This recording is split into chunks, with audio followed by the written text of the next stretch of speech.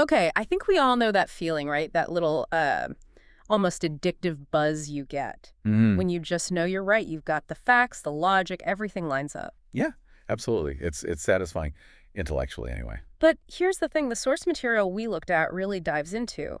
Why is it that sometimes, even when you are 100% correct, you win the argument, but walk away feeling, I don't know, Oh, disconnected? exactly. You win the point, maybe, but you somehow create distance or Mm. even like actual resentment. It poses this really interesting question. Does proving you're right automatically mean you gain respect? Right. And these sources, they really challenge that whole idea that, winning an argument is some sign of being smart or effective. They almost suggest the opposite, Mm. actually. They're saying maybe we should stop focusing so much on that momentary gotcha feeling Yeah. and start thinking more about the long-term effect. What does that confrontation do to understanding, to trust, to the actual relationship? So we're framing this deep dive around this obviously pretty counterintuitive idea that avoiding conflict in many situations isn't being weak. No, not at all. The sources call it the great wisdom. That's the term they Oh, use. great wisdom. And we're going to explore why. What are the sort of psychological rules happening under the surface when people argue, why do we dig our heels in? And what can you actually do about it? How do you get past those ego defenses that arguments always seem to trigger? That's the plan. Okay, let's unpack this then. Our mission today is to really explore this idea. What does this wisdom look like in practice? And why is yielding, stepping back from the fight, sometimes the smartest, maybe even the most powerful move you can make? Let's jump straight into maybe the most surprising finding first, Uh, because it feels totally backward, doesn't it? Go on. The sources basically say, winning an argument is often fundamentally a failure. Wow. Okay, that definitely flies in the face of, well, pretty much everything we learn, right? School debates, boardroom meetings. It's all about defending your position, dominating the discussion. Right. So how do they back this up? Yeah, how? Well, there's a great historical example they use featuring Dale Carnegie. Hey. It really pinpoints that moment where intellectual success becomes relational failure. Oh, the Dale Carnegie story. I think I know this one. At a dinner party. That's one. In London, Carnegie was young, eager, and he got into this debate about a quote. He knew he was right. And he proved it, I assume. Oh, absolutely. Laid out the evidence, the logic, totally corrected the other person. Yeah. Nailed it. So victory, checkmate. Intellectually, yes. But the result, total loss in terms of connection. Carnegie himself realized it pretty much instantly. He'd made the other guy feel small, uncomfortable. The whole room felt it. And the sources put it perfectly. He won the argument, factually, but he lost in the hearts of men. He satisfied his ego? Sure, but gained nothing useful. Actually alienated people. That difference, winning the point versus winning goodwill, that's critical, isn't it? We forget people don't just hear the facts, they feel the way the facts are delivered. Exactly. And it's not just some old story. This plays out all the time. The sources connect this to the modern workplace with an example of a student named Patrick. Patrick, okay, what was his deal? Patrick was in sales, Huh? and apparently he was really, really struggling. Why? Too pushy. Not exactly. His problem was he treated every single client interaction like a debate he had to win. Oh, boy. Yeah. So if a customer said something Patrick thought was like inefficient or just plain wrong, he felt this need to stop everything and correct them, point out the flaw in their thinking. I can just imagine how well that went over. That sounds exhausting for everyone involved. Totally exhausting. Yeah. And think about the client's reaction. It's not going to be, oh, thank you for showing me the error of my ways. It's going to be, who is this guy? No. I don't like this feeling. And the sale just, poof, gone. Right. And the sources make it clear.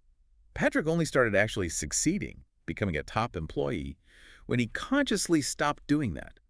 He ditched the habit of arguing and correcting. He had to learn to prioritize the relationship, the feeling, over being technically right. That was the shift. Okay, but hang on. This is where it gets tricky, right? If Patrick just stops challenging clients altogether, doesn't he risk seeming, I don't know, like a pushover? Or maybe like he doesn't know his stuff? That's a fair point, and it's about nuance. The sources aren't saying just agree with everything. Okay. It's about controlling the impulse to correct someone in that moment.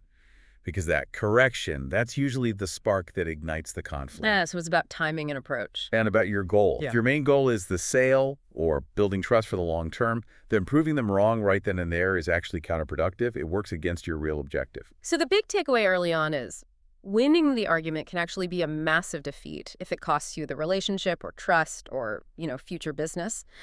Precisely. It forces you to ask, what kind of win am I actually aiming for? Which leads us perfectly into the why, the psychology of it all. Why do we react so badly to being proven wrong, even when the logic is, totally solid? Okay, yeah, this is where it gets really fascinating. Because it's almost never just about the facts on the table. It's about something deeper. Much deeper. It connects to our sense of self, our social standing, our identity. The core psychological driver here is that fundamental human need for respect. And, crucially, saving face. Saving face. That feels like a really key concept, especially in many cultures. It's huge. The sources, drawing on some cross-cultural insights, specifically talk about face. They use the term Yeah, okay. When someone challenges us, tries to prove us wrong, especially in front of others, it feels like more than just an intellectual disagreement. It feels like an attack on our competence, our status, who we are. Like a personal slight, a poke at the ego. Exactly like that. And what happens when we feel attacked? We defend ourselves, put up walls. We put up walls, instinctively. We start clinging tighter to our original view, almost regardless of the evidence coming our way. It's a defensive reaction. Psychologists might talk about cognitive dissonance, but these sources use a very specific term for this resistance. Which is? The ego defense effect. Or, in the original phrasing, hikungvong tu bana. Hikung tu kong kong. That name really captures it, doesn't it? That automatic emotional shield going up. It does. The second you push someone, try to make them look foolish with your correctness, their brain switches gears.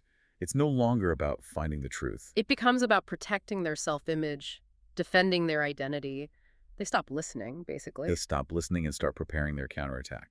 Or just shutting down. Okay, so knowing this psychological trigger exists, how does that play out in terms of, success in life or work? Well, the sources draw a really critical distinction here between two different types of winning. We need to understand this difference if we want long-term success. Two types of wins. Okay, what's the first one? The first is what they call the illusory win. Dang.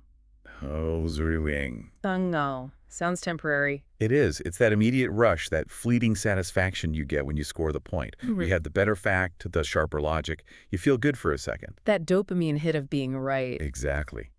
But the sources say it's hollow.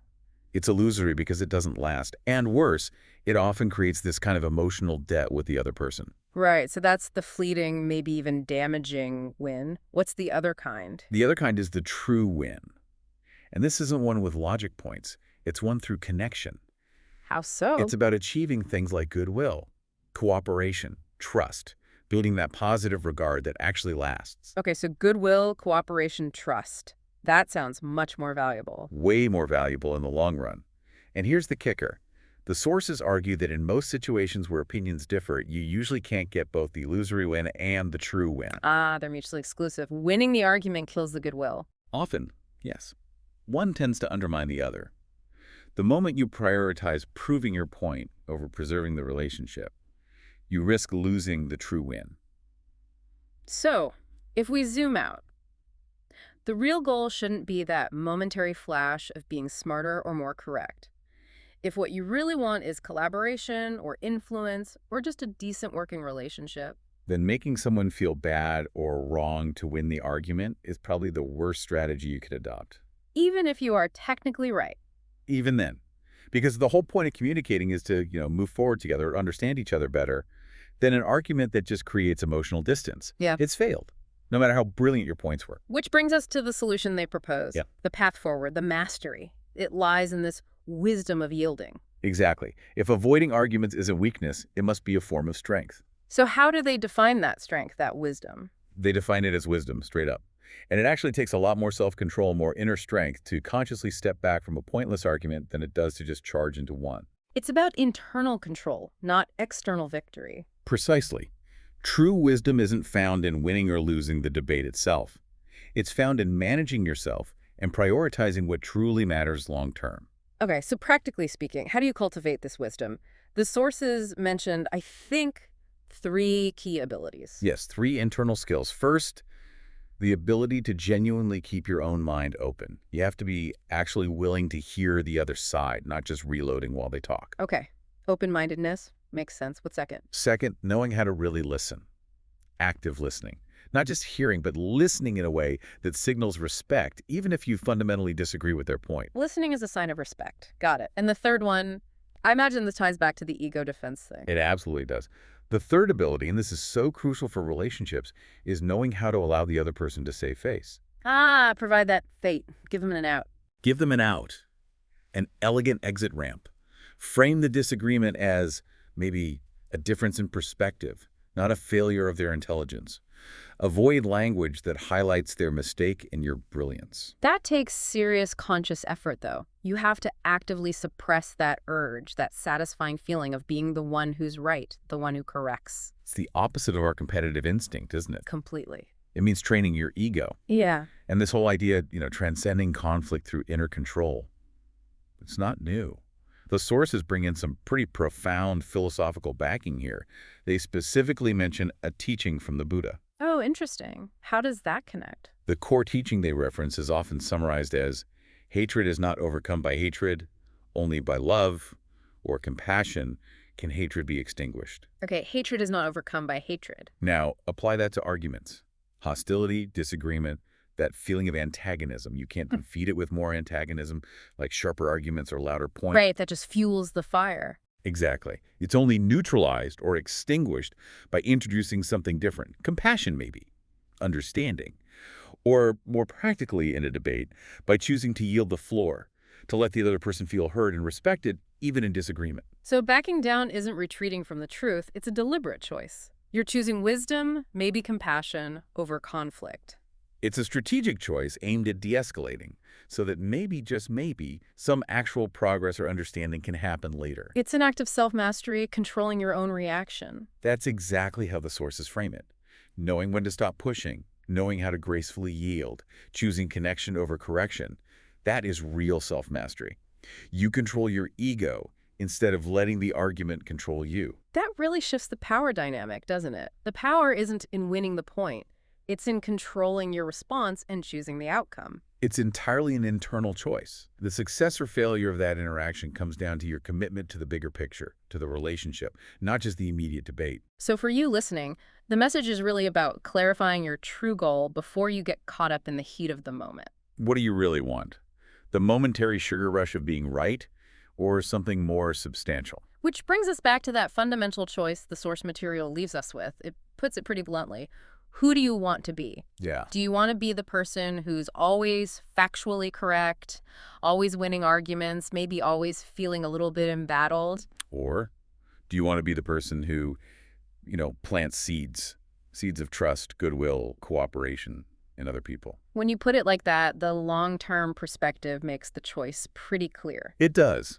Avoiding pointless arguments isn't weakness.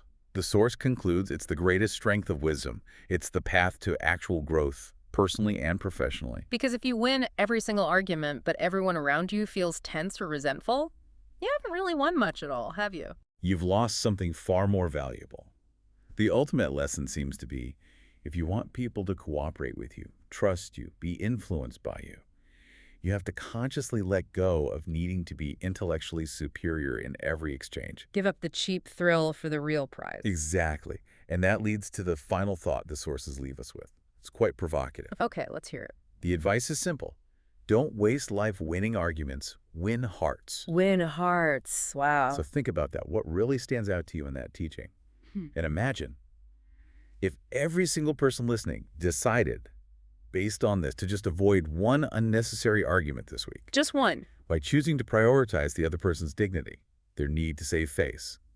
How many more little bridges could we build? They use that term, Nupkar, bridges of understanding. Instead of building walls with our arguments, build bridges with understanding. Nupkar here. That's a really powerful piece of wisdom to take away. It really is. Thank you for joining us on this deep dive today. Some real food for thought there.